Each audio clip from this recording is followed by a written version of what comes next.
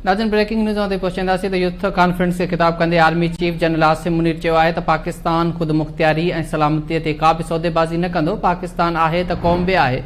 पाक फ़ौज हर क़िस्म जी साज़िश तोड़े ख़तरे खे मुंहुं ॾियण लाइ तयारु आहे।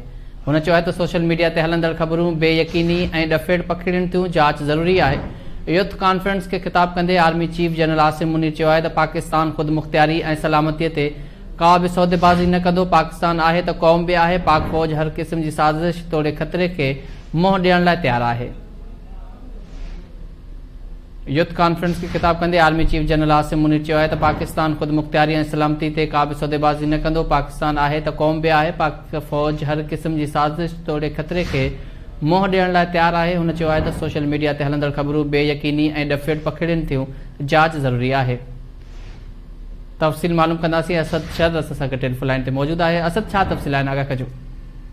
जी बिल्कुलु, आर्मी चीफ सैयद आसिम मुनीर जना कन्वेंशन सेंटर इस्लामाबाद में नेशनल यूथ कॉन्फ्रेंस खे ख़िताब कयो आहे। हुन कॉन्फ्रेंस में आर्मी चीफ जो चवणो पाकिस्तान जे मुस्तक़बिल जे मेमारनि ऐं इक़बाल जे शाहीननि सां अॼु मुखातिब थी मूंखे इंतिहाई ख़ुशी थी रही आहे। पाकिस्तान ठाहिण जो मक़सदु हो त असांजो मज़हब, तहज़ीब, तमदन ऐं हर लिहाज़ खां जेको मुख़्तलिफ़ मज़हब हुआ उन्हनि सभिनी मग़रबी तहज़ीबुनि खे ऐं तमदन खे पंहिंजो करणु हो।